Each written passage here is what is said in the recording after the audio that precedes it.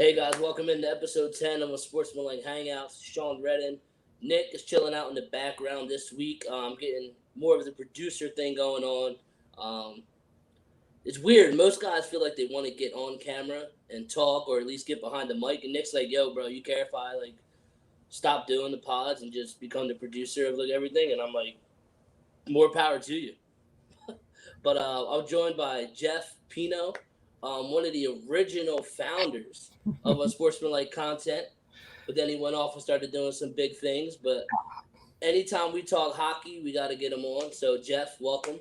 Thanks for having me, Sean. I feel like it's been forever since I've been on the podcast or on the show, but I'm glad to do the hangouts, man. This is pretty cool. Yeah, glad to have you. You know, as soon as I seen playoff, I was like NHL Flyers clinching the 1 seed. I was like, all right, our hangouts episode next week got to be Jeff. Yeah, for sure. But for the record, you did hit me up before they clinched the 1 seed. I think you kind of already knew they were going to clinch. Yeah, we knew what was going on already. We know what time it is right here. I've been telling y'all for 2 years now on this damn podcast that this was the year, right? You did say that. Get rid of the coach. 2020. Bring in a new coach. 2020. My team is going for it, man. I didn't think it would be in this fashion. Like, who saw this coming? But hey, man, end of the day, this team is poised for a run. All right, so I'm going to ask you this, Jeff, real quick, and I think I probably know your answer already, but say the Flyers win the Cup, but with all this coronavirus stuff going on, you have to give up football season. You taking that Cup? Dude, I would give up an arm if I had to. You don't understand, bro. Like I'm a little older than you, right? But I've been following the Flyers for 30 plus years. I've never seen them win a Cup. Right. Never. It is my team. I love the Phillies. I love the Eagles. I like the Sixers. I was happy to see those guys win, the Phillies and Eagles. But Flyers Cup for me, it would be like you could kill me the day after and I'd rest in peace. So yeah, fuck football. I'll take it. Oh, am I allowed to curse on here? I'm sorry. I didn't. Yeah, you can do whatever you want here. It's Unsportsmanlike. Well, forget football. I'll take the Flyers Cup all day. Yeah, when I said I think I know what you would say already, that's where I thought you were going. I was like, what about you? Give up Nah, I need football. Not like this. The Flyers are like, I don't know. They're slightly ahead of the Union for me. Right. Understandable. But no. I like the Flyers, but it goes Eagles. I'm torn between the Sixers and the Phillies because they both just give me high expectations every year, and then both suck the whole when the games actually start. But and then the Flyers are right behind. But it's just hockey in general. Like I follow the Flyers, but I don't know shit about the rest of the league. Like, plus also you do. It's more than just Eagles with football with you, right? I mean, it's that's what I was going to say. I need more from a financial standpoint. Yeah, I need a football gambling. That's understandable. I mean, don't get me wrong, man. Like, football is my second favorite sport. I mean, it's under hockey, but I love football, and I hope. I mean, I honestly haven't been following it close enough to know if there's going to be a football season or not, but I hope there is. Yeah, I mean, right now they're planning to start on time and on schedule, but, I mean, you saw, the little hiccups baseball took when it first started with the Marlins getting a breakout and then the Cardinals getting a breakout. For the most part, baseball has been okay, but football, there's way more people who are involved in a game day. Like, the rosters are 53, not 25 or 30 in baseball now. There's more coaches. There's people that, I mean, they got to cut back on some of the trainers and stuff, I feel like, that get to go there. Like, maybe just the main head guys. Maybe NFL players this year will have to start squeezing their own water bottles. Like, if you can make them sacrifices for the season. Well, here's the thing, though. I mean, maybe why is baseball not in a bubble? Like, the fact that they have to travel is, red flags to me. Like, at some point, it just has there's so many opportunities for this to get so much worse for baseball. Like, so far, it's only been those two teams, but the more traveling they do, the more the more of a chance people can get it. Yeah, so I can't say no, I agree, especially because because of how they did the schedule too, like teams aren't playing their normal everyday schedule, so it makes no sense for MLB to be trying to force teams to play in their home stadiums and travel across the country. If they would have just done it how they originally planned in the first place, where it was all the spring training teams that are in spring training in Florida will play in their spring training stadium in Florida. Like, I live in Tampa. The Phillies stadium is 20 minutes from me. The Yankees spring training stadium is 10. The Blue Jays is an hour. The Pirates is 30 minutes. Like, there's 6 or 7 teams whose stadiums are within an hour of me. So I'm saying, like, that's how close they would have to travel to be in this bubble in Florida. And then for the teams who play out in Arizona for spring training, you can do the same thing with them.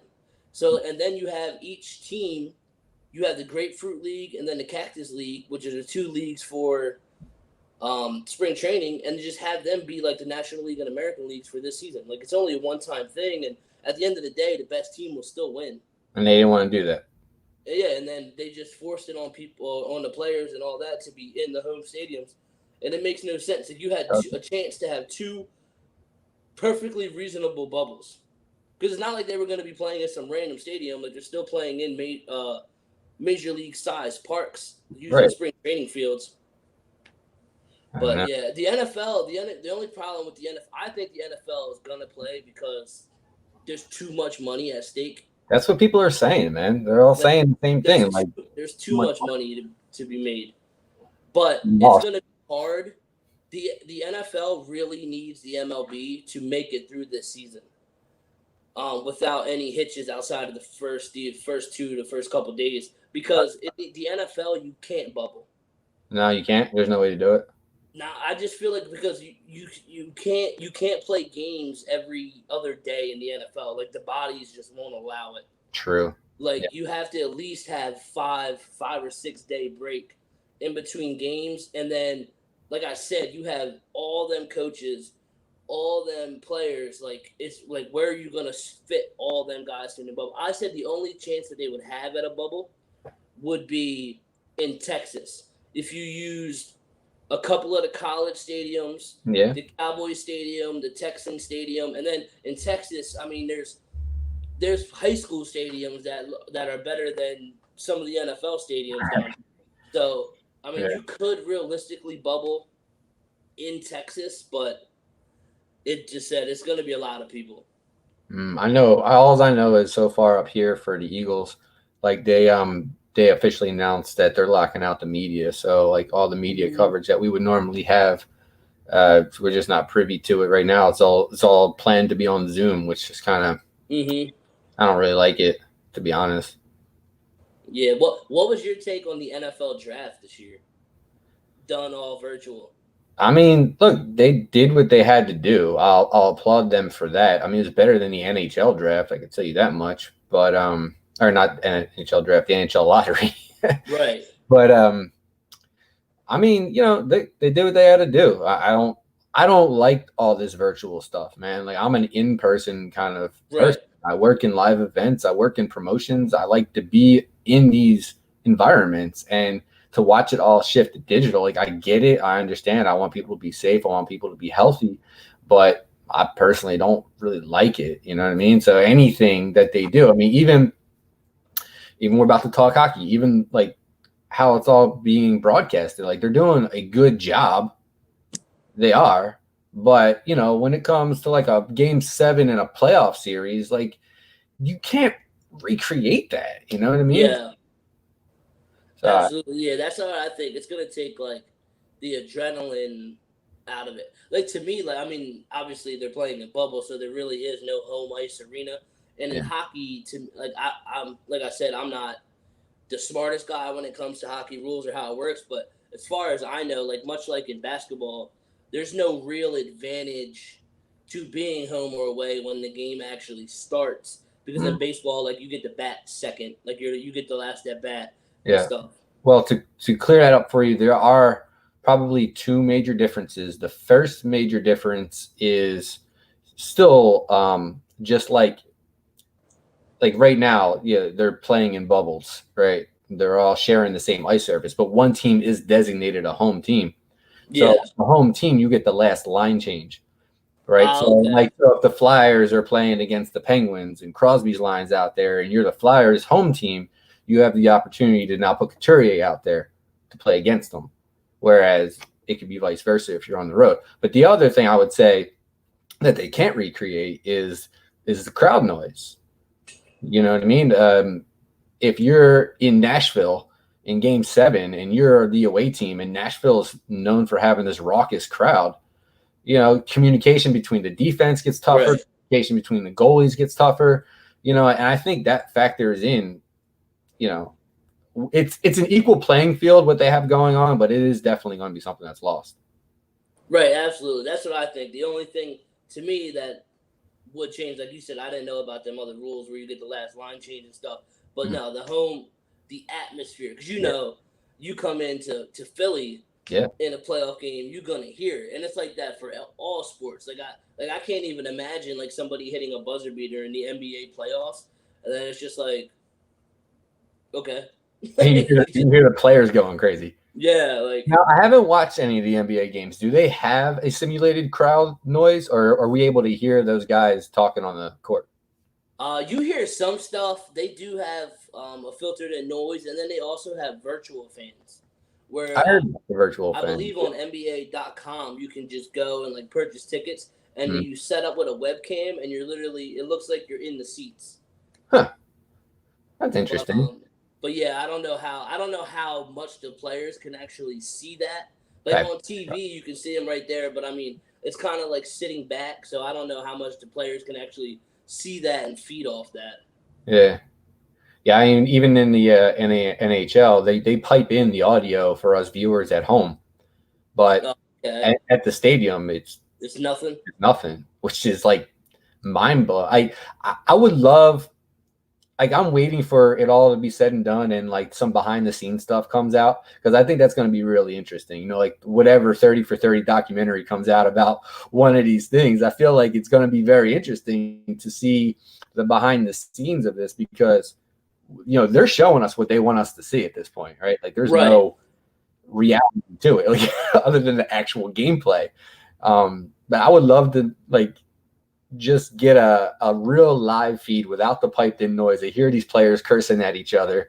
I think that would be a very interesting thing. I always recommend people, if you have a chance, or you're bored, you're not falling asleep at night, just look up mic'd up like NHL players. Yeah. And like it's some of the funniest trash talk that you'll hear, because I don't understand half the references.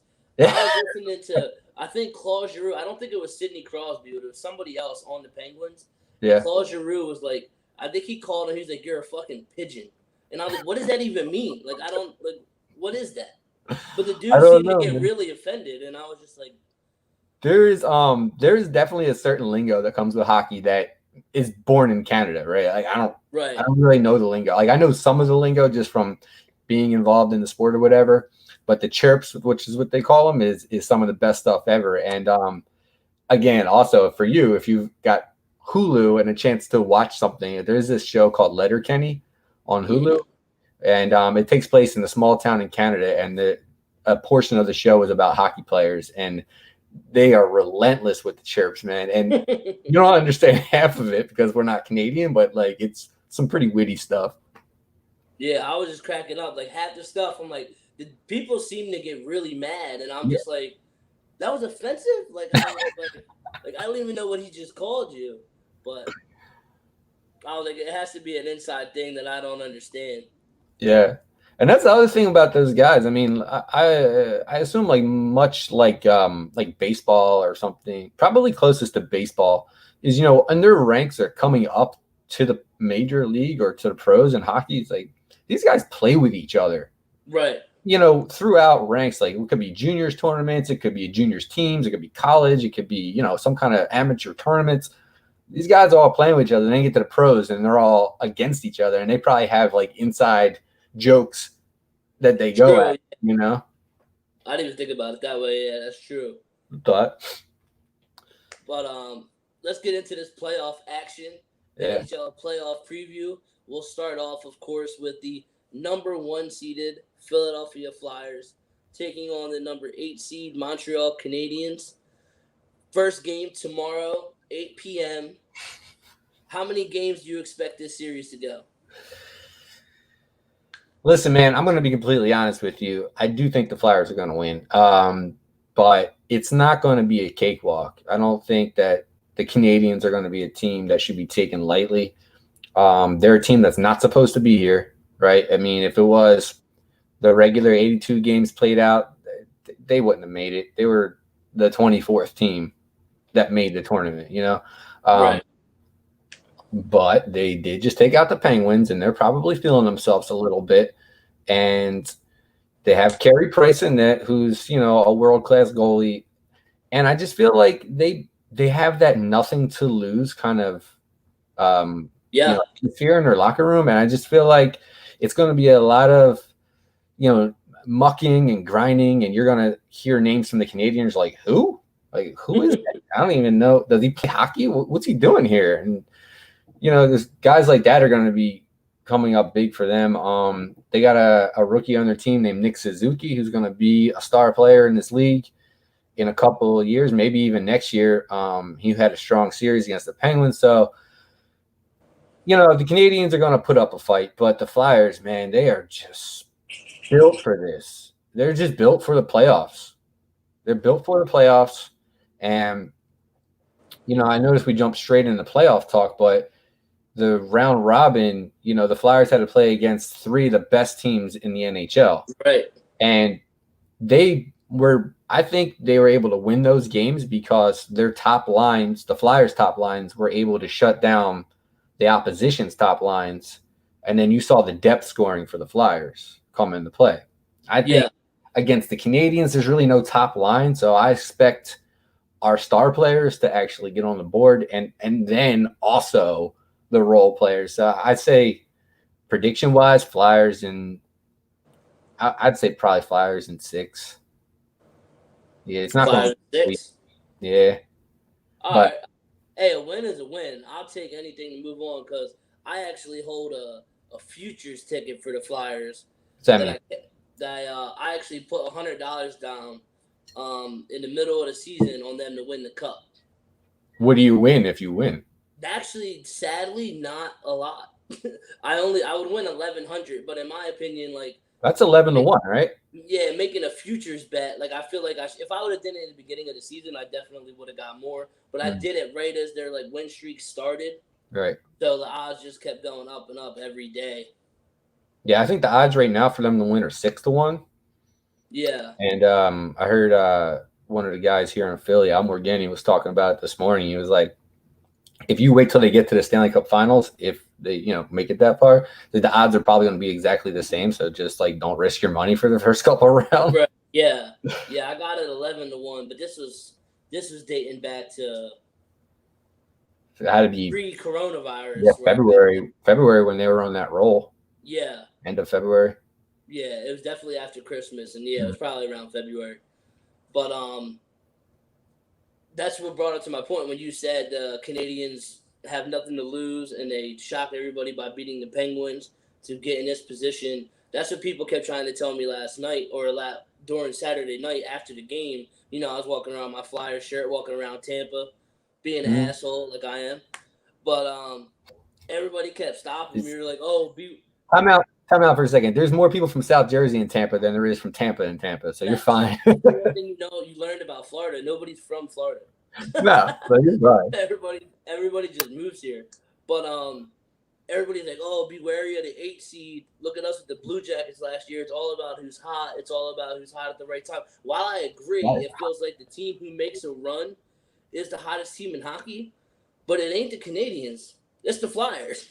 Yeah, I mean, if you go back before Corona, the Flyers were 9-1 in their previous 10 games. If you want to add in the games that they have just won, that makes them 9 + 3 is 12-1 in their past 13 games. I mean, and they breezed through the play-in round. Like they just whooped the best teams in the East. 2 of those teams are the best team in the NHL. I mean, I think Capitals have seen better days. You know what I mean?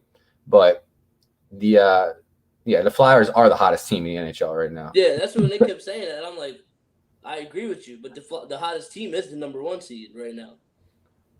Like, Now, Zach, chiming in, which team should scare the Flyers the most on their quest for a Stanley Cup? Are we talking about like in the whole NHL or just the Eastern Conference? I mean, I guess give us an Eastern Conference team and then a team in the West too. yeah. All right. Well, I mean, I'm just going to take quick looks at the bracket just to refresh my memory here. But I heard what you were just saying about the Blue Jackets and the and the Lightning. Excuse me. How funny is that they're matched up again? Yeah, I don't really see that being a problem for the Lightning. I think the Lightning would probably be that team for the Flyers coming out the East because they're just a really good team, and I feel like they have something to prove. And they're probably coming towards the end of their run as far as, the years that they've had at the top. If they don't win something major this year, or God forbid they really get knocked out in the first round, they're going to have to make some serious changes in Tampa. But I would say coming out of the East, the only team in the East that scares me is Tampa. Everybody else, not worried. In the West, though, I don't know. I don't know if you want my cup favorite, but my cup favorite comes out the West. So there's a team over there that I would be worried about. Is it Colorado? It is Colorado. Yeah. Colorado looks so good. They look so good, but you know what? They remind me of the Flyers. So it's like, it'd be a great series, but, because I'm a Flyers fan and I've never seen them win the cup, I feel like if they go up against Colorado, they got no chance.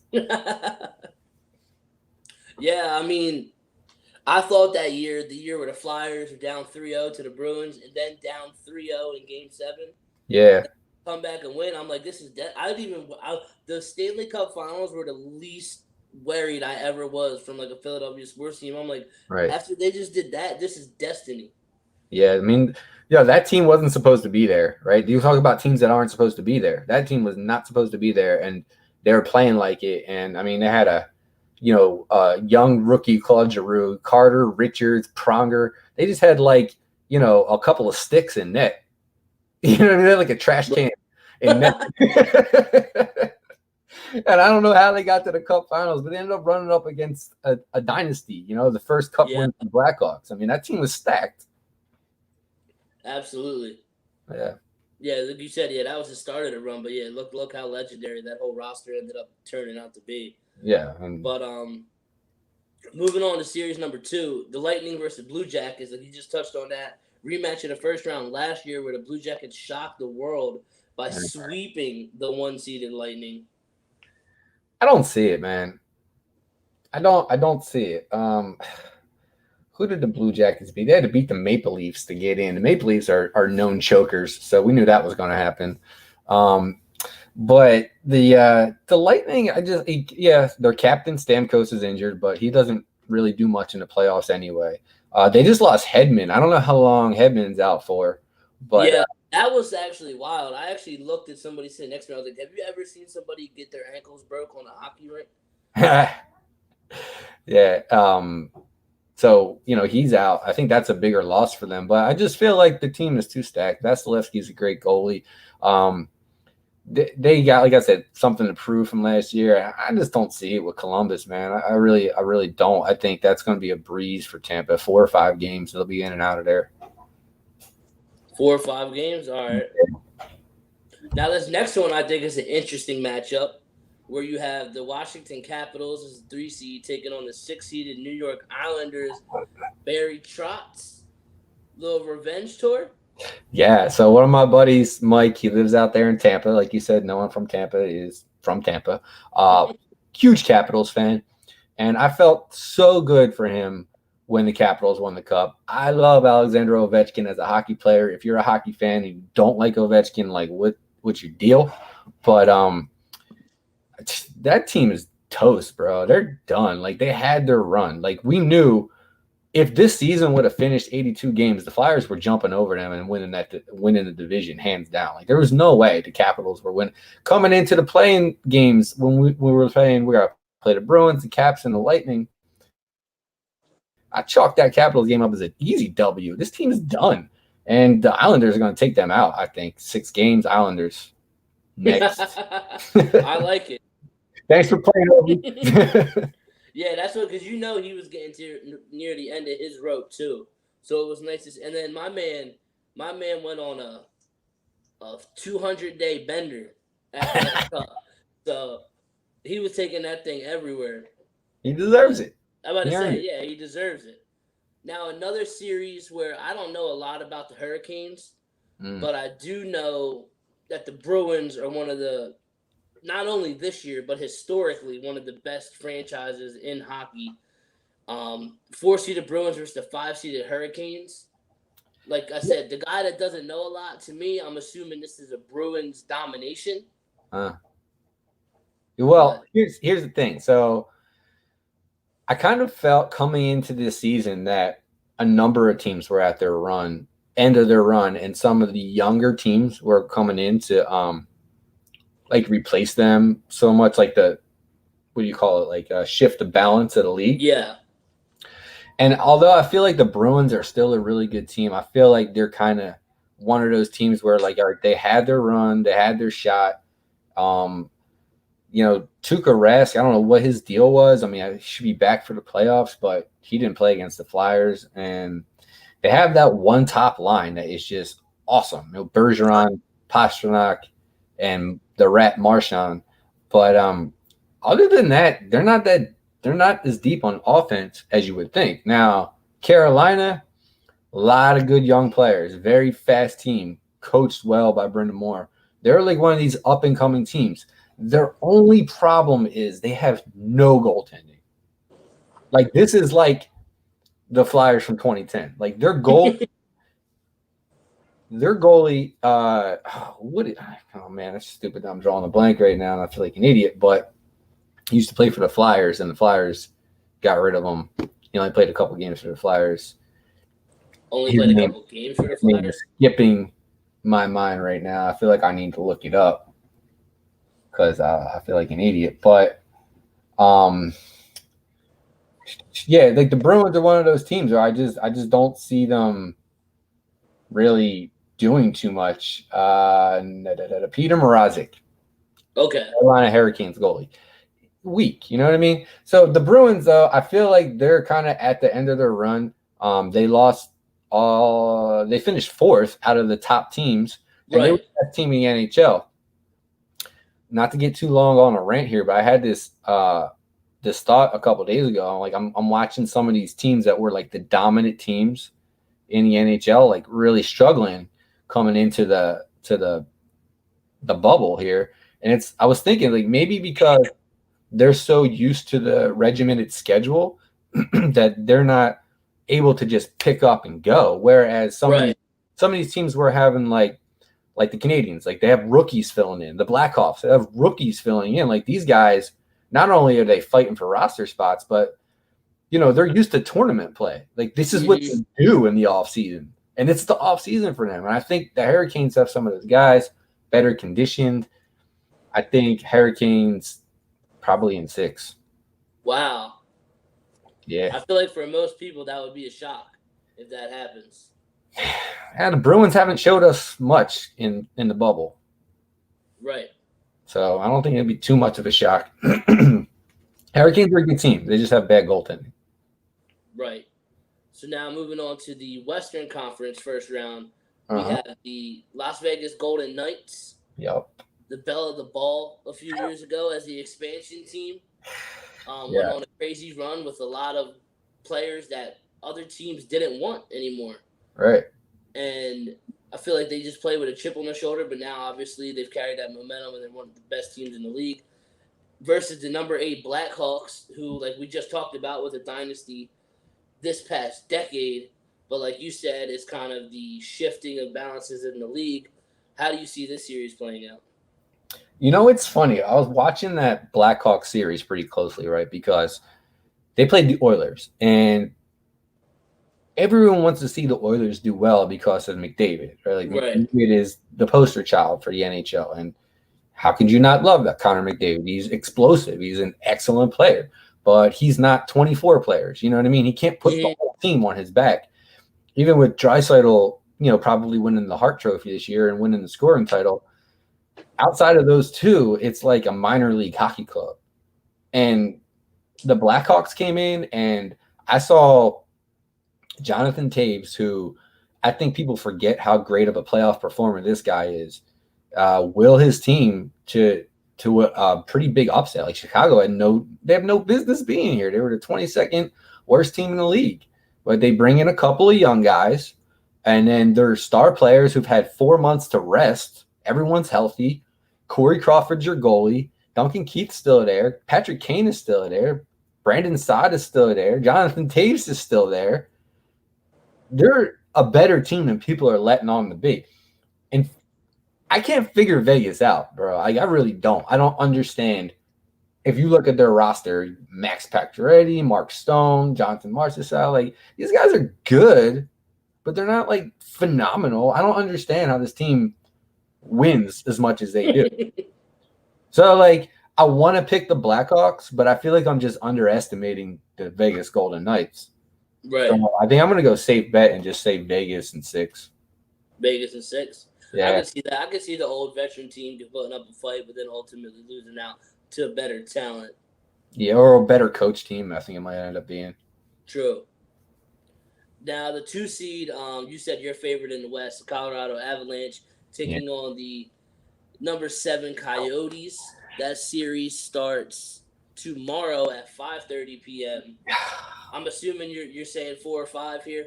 Yeah, you know it's kind of a shame is that I really like Arizona. Like I really do. I think they have a really good, young, fast team coached by your boy Rick Tocchet. I think if they weren't playing against Colorado, if there was some way for this to be the Western Conference Final, like if it was seeded differently or whatever, I would have picked the Coyotes to go to the Western Conference Final, ultimately losing to the Avalanche.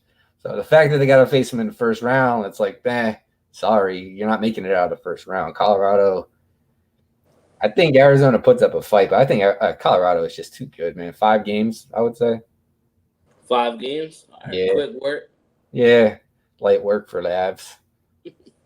Nathan McKinnon, dude, I don't know if you realize how good that kid is, but he is phenomenal. Colorado. Yeah, I mean, the Avalanche were a team where, like, when I first started playing, like, NHL video games, like, I'm talking back in the day, this is when they had Forsberg and they had guys like that. Like, they were the squad. Sakic. Yeah. Patrick Waugh. Yeah, that team was awesome to play with back in the day. Yeah, that was the squad. Because I'm like, I'm ass at this game. I never played it. I'm grabbing the Avalanche. Like, I don't care. But, so, like, they got dope-ass uniforms. I like their uniforms, too. I don't know if you noticed, but Phoenix or Arizona went back to the old Phoenix Coyotes uniforms. I don't know if you noticed. I didn't notice. I was going to say, when you said Arizona, I was like, weird Coyote on the Phoenix? Yeah. Well, I don't know why they changed the name to Arizona. Who the hell knows? You know what I mean? But probably some branding thing. But yeah, they went back to the old 90s Coyotes uniforms, which are really cool uniforms, but they look very 90s. I feel like all the throwbacks in all sports are just better than anything nowadays. Yeah. But it has to be done right.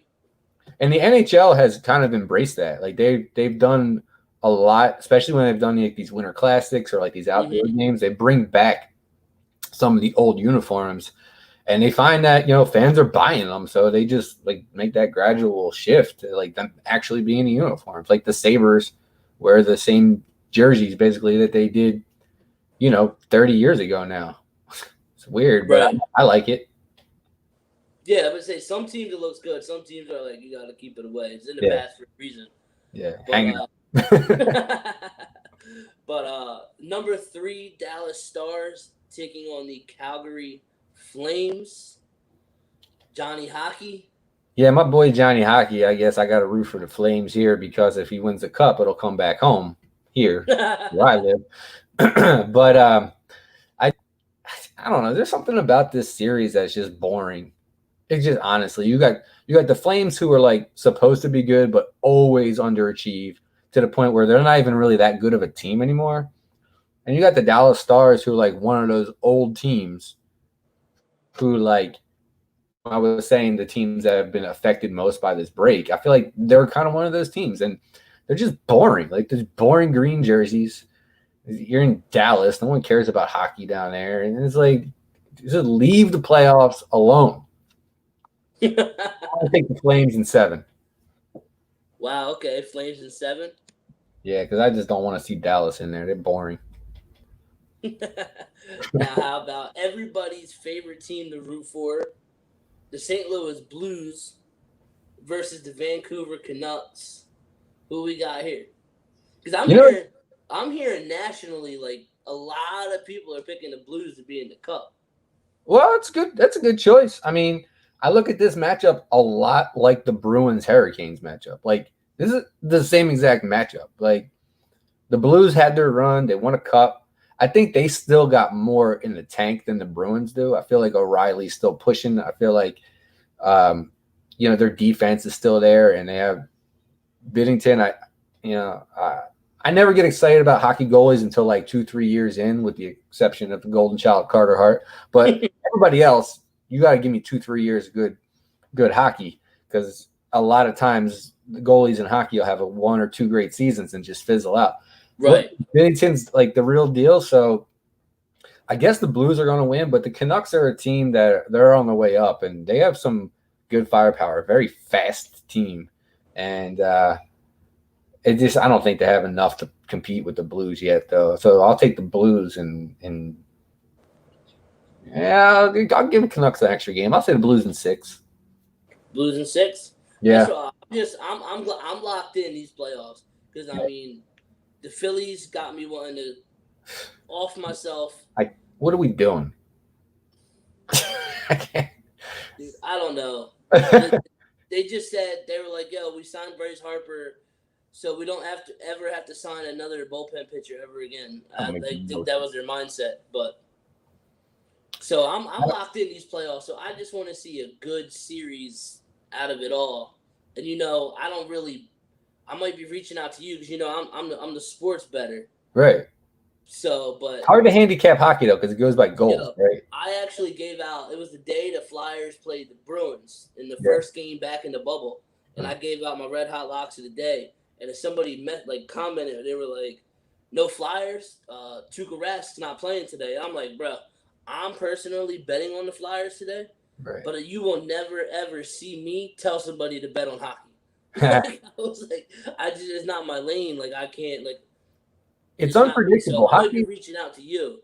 Yeah, well, the thing with hockey that's so unpredictable is if you're just picking win or loss, like no spread, no, 2.5 pucks or however they word it, like I could probably pick the winner, but 2 goals in hockey is a lot to spot. Yeah, and the Flyers against the Bruins and even against the Capitals, for some reason, kept being plus 1.5 goals, and I'm like, the Capitals, I'd have bet my house on that one. Shit. 1.5 goals. Yeah, because you're looking at, if you go to they were the underdogs too against the Lightning. Right, but like 1.5 goals, like a lot of these games go to overtime. So in that situation, you get a goal and a half, you're a winner. Yeah. No, they were saying. I'm saying the Flyers. They were saying we're a goal and a half underdogs. So they're saying like they would have to lose by 2 or less, or 2 or more for the other team to win the bet. Yeah, that's why it's hard to bet hockey, man. Goalies can be hot or scorers can be cold, and it's just like. That's what I said. I'm like, yo, I'll never tell somebody to bet on hockey. Shit, I have a hard enough time with all this coronavirus and these every other day games getting sat down. I have a hard enough time picking baseball winners. Like, right. I mean, like, how do you handicap it? You know what I mean? Like, there's so many variables that are just different now. Like the NBA, same thing now. Like, you got since teams locked up, like seeding's pretty much locked now, except for a couple scenarios. It's like yesterday, I bet on the Mavericks. Luckily, the Jazz continued to be the Jazz, and they shit the bed in the second half. So it was still a winner. But nobody was on the injury report for the Mavericks, and Luka Doncic and Kristaps Porzingis, neither of them play. I'm like, so how the hell do I, like, that's not on me. But the Mavericks still ended up winning the game. But speaking of injuries in basketball, what's the deal with the Sixers, man? Are we at the point where we can pretty much, like, and I don't know if this is blasphemy anymore because I've been saying it for a couple of years now, but I just really feel like more and more today than ever, Like, are we done with Ben Simmons? Can we like ship his sail, understand he's not a complete basketball player, and get somebody who is? I'm not ready to give up on Ben Simmons. I'm not ready to give up on a guy who's probably going to be first team all defense, 2-time all-star, All right, one of the best passers in the game. Like, I don't know. Like, to me, like, the only, like, people said, like, I saw somebody say that the Sixers should trade him for Devin Booker. And I'm like, Devin Booker is 100% a better shooter and scorer than Ben Simmons. yeah. And then there's nothing else about the game of basketball that he does better. Right, but if you have another guy who's a potential all defensive player on your team, you could substitute the defensive duties to him, could you not? And just make up for it there? Yeah, I mean, but I don't know. Like, Simmons is super elite on the defensive end. Like, it's actually, like, he's a super game changer, especially when he gets into passing lanes and then gets on the fast breaks. Yeah. I honestly think, I don't think the problem is Simmons. I don't think the problem is Embiid. Would I like Simmons to shoot more? 100%. You're in year 3. You have to be able to shoot. Yeah. But at the end of the day, I blame Elton Brand. You lost Jimmy Butler, you lost J.J. Redick, and you replaced them with a power forward. Right. Like that doesn't help this roster. Like, to me, what you need to do you don't even need great players. Like, you just need Simmons, Embiid, and 3 shooters. You need 3 shooters on the court with them, and you need a backup point guard who can handle the ball. Like, they don't have a backup point guard on the roster right now. They barely have somebody who can shoot a 3.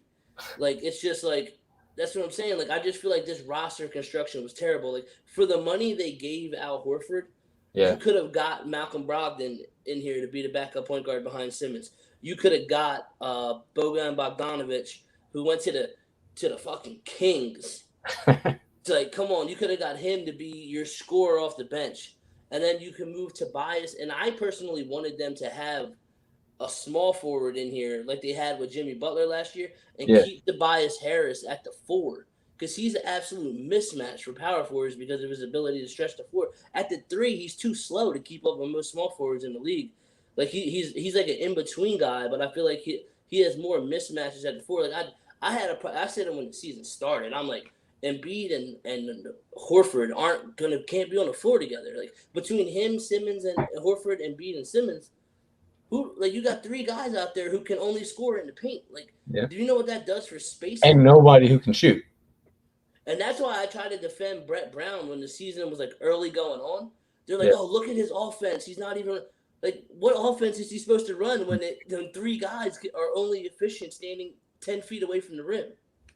Like, or you're gonna draw up a play for Embiid or Simmons to shoot a 3? Like, and that's the problem when we look at the Sixers and the Phillies. Poor roster construction. Like, you can see it from day 1 of the season's about to start. Like, yeah, we got some talent, but we have no chance when it comes down to getting into the playoffs and competing against teams with mountain rosters. Their field every night. What's that? Because the baseball's new rule this year is double headers are only 7 innings long. That's not even baseball. Yeah, so if they went to minor league baseball, and then if a game goes to extra innings, a runner starts on second base when your team's up to bat to try to get to move up the pace of play. Right. But the games are 7 innings now for double headers, and I'm like, all right, the Phillies should fuck up their field every night and then try to get a double header the next day, so that way their starter can maybe pitch the whole game. Or at least you only have your bullpen to throw 1. These guys, man, some of the other sports, hockey and football are my favorites because there's not so many prima donnas. You know, I saw today, I heard on the radio, Richardson's not playing tonight because he needs rest. Like, dude, you had 4 fucking months off. The Sixers played today without Embiid, without Ben Simmons, without Josh Richardson, without Al Horford, and with Tobias Harris. Why? Rest. Guess. I don't know. Dude, do they need rest? This is what I'm trying to find out. Like, you guys have been off for 4 months. Mm-hmm. You don't need rest. You get paid to play. Fucking play. Yeah.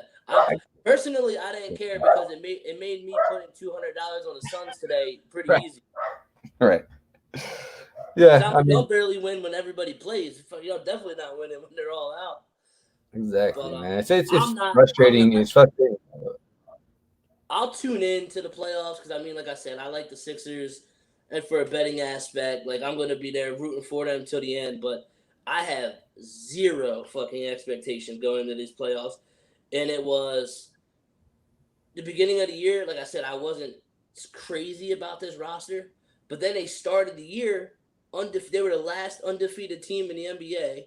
They looked Mm. like they were lights out on defense. Shit on the Bucks on Christmas Day. I'm like, yo, this team is constructed to be a problem on the defensive end. Like, fuck the offense. You guys Right. are scoring 80 points a game on us. But then it just all fell apart. Like Horford, like, I don't even know what the hell started going on with him. Embiid's hurt again. Simmons hurts his back. And I'm just like, Tobias Harris ain't the guy that can carry a team. And I'm just like, all right, you know what? These months off, everybody's going to be back. Everybody's going to be healthy. We Should got be it going now. And then it's the same shit. I'm like, bro. Mm-hmm. So I'm done. I'm going to tune in. I'm going to watch just because I'm a fan. But I have zero expectations for that Sixers team. I honestly would be shocked if the Celtics don't sweep them in the first round. Wow. Yeah, I guess you're probably Dude, right I about went in. that. So this is all The past 2 years.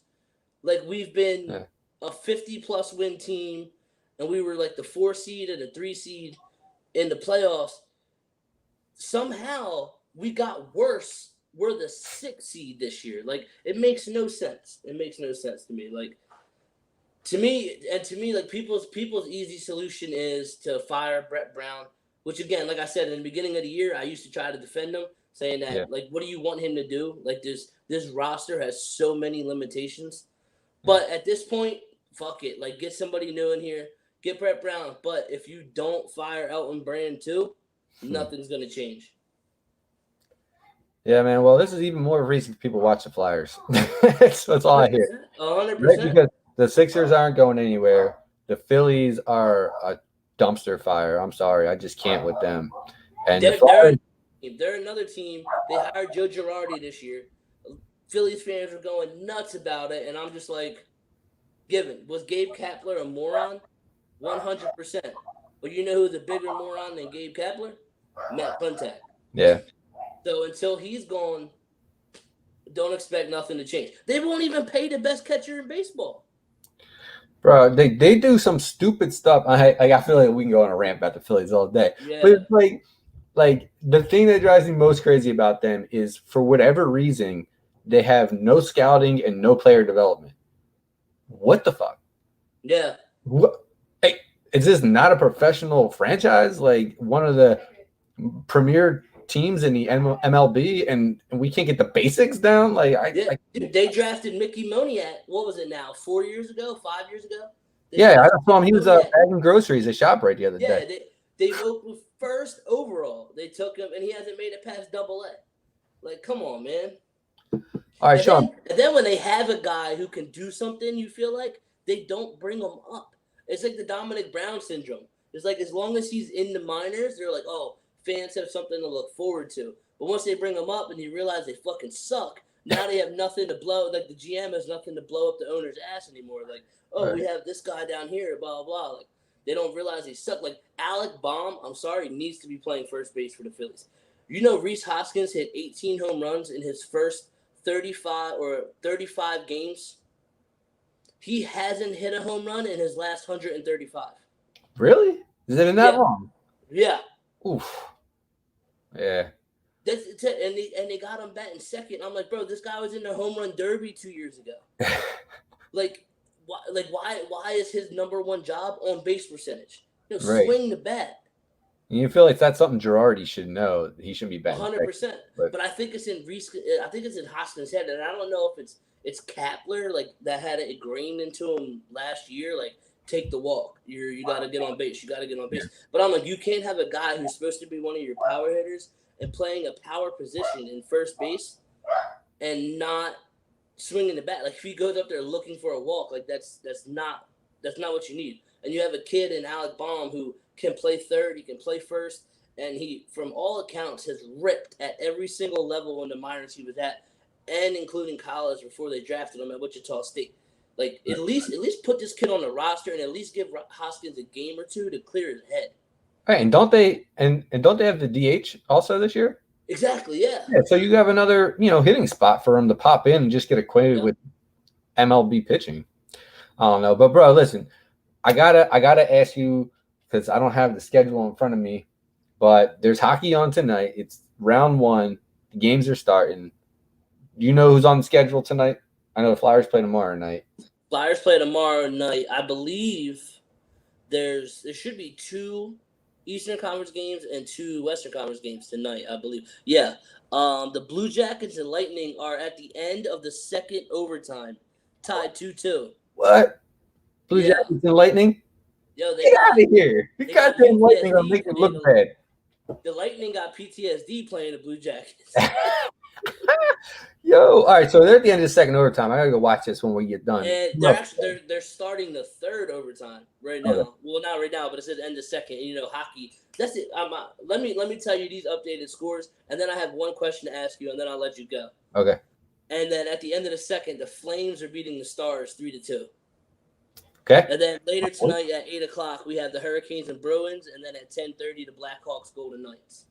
All right, I'll watch some of the Hurricanes and Bruins game probably. I definitely want to get here at third overtime though. Yeah, what's the question? What bothers me is, and like I told you, I said I don't watch a lot of hockey. Right. I tune in now and then. Most of the time, I just try to follow the score on the app or something on my phone. Right. Why does hockey players or hockey games need at halftime between every period? Like, why can't it be like 5-10 minutes? Boom, we're starting back up. Like, do the periods have to be 20 minutes? Period breaks have to be 20 minutes long too? All right, so the period breaks are 15 minutes long. And dude, I was at the bar the other night and I'm just like, bro, this shit hasn't started again yet. Like, well, what they're really doing is just resurfacing the ice. Oh, okay. It's important. You need that.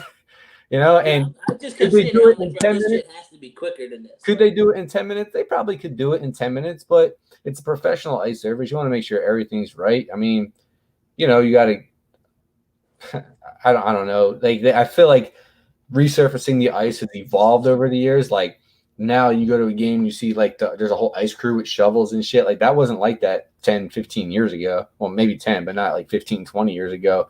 So I think that's kind of, made the intermissions. They've always been 15 minutes, but they need to resurface the ice. Yes, it's important. And in the regular season, they don't do it before overtime, right? They just go right into overtime. But in the playoffs, overtime is another period. It's the same length, there's no TV timeouts in overtime. So it's, a 20-minute period, but they need to resurface the ice, man. I mean, there's a lot on the line. And when that ice I wasn't looking at it from that aspect to where they had, because like in the NFL or something, got to go out and re-turf the field or like some shit like that. I totally wasn't even thinking about like a maintenance aspect. In my head, I'm like, bro, like they have a halftime between every period. Yeah, and that's the thing too with the bubble, because these games are all being played at 2 rinks, right? Right. So like they're churning these games out. And you'll notice like halfway through a period, no matter which period it is, no matter which game probably not the first game of the day, but like we start getting to the second, third games of the day on that ice surface, 10 minutes into the period, like that puck is jumping around. And I think it's something that is a benefit for a team like the Flyers, who plays more of a, straight to the goalie, dump in, get to the net type of game, as opposed to trying to make all these fancy plays, although they score some pretty goals in the first games. Absolutely. But Jeff, again, want to thank you for joining us. You can Anytime. check Jeff out all the time on the Rap Addicts podcast. Can I do my plug here? We're gonna do my Rap Addicts plug. You got it. Yeah, so I know, people who do listen to the Rap Addicts podcast know that I talk hockey on the podcast about hip hop, which makes no sense, and I love it.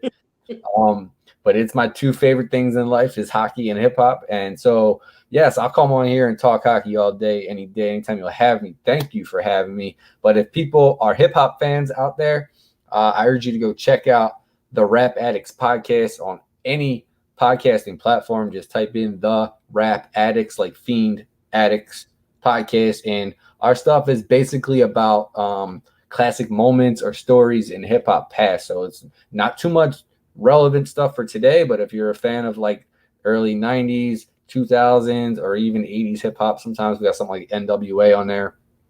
It's definitely a good podcast for you guys to check out. Follow us on the gram at Rap Addicts Mag. That's at Rap Addicts MAG for magazine. And on the web, www.rapaddictsmag.com. For me personally, you can holler at me on Instagram at _Jeff Pino. It's _JEFFPINO. I'm done. There you go. So you're telling me you ain't talking about WAP on there? You ain't talking about the gushy? Dude, I post stuff like that up for the gram because people like to double tap on it. But the podcast is based around classic hip hop. So, you know, we might have to debate where do those girls rank all time if we do a podcast. Like I did a podcast about Salt and Pepper a couple of months ago, and like the conversation of best female MCs ever comes up. And then we get into, all right, well, where does, you know, Cardi or Megan rank in there? But nah, man, I'm not with the thought rap. That's, you know, we know what they're doing it for, and it's not to make good music. Right. 100%. Hey, I tuned into the music. They're going to get views on those videos no matter how the song sounds. That song could have been muted and the video would have got the views. You know what I mean? I was going to say, I ain't never going to turn the song on, but I peeped the video. Of course you did. Everyone did. Yeah, I had to. Just for research purposes only. Yeah, you know, you gotta cross your T's and dot your lower J's sometimes. Right, exactly. But again, thanks, Jeff. You're the bomb for this. Hopefully, we'll have you back on again if the Flyers make it to round 2. When the Flyers make it to round 2. When the Flyers make it to round 2, we'll turn this into a every round playoff thing as deep as the Flyers go. And like you said, follow Jeff and the Rap Addicts. And this is Sean signing off for Nick, back behind the scenes producing. Zach couldn't make it in, but appreciate him commenting in. Actually, a really good question. And we'll talk to you guys next week. Peace. All right. Take care.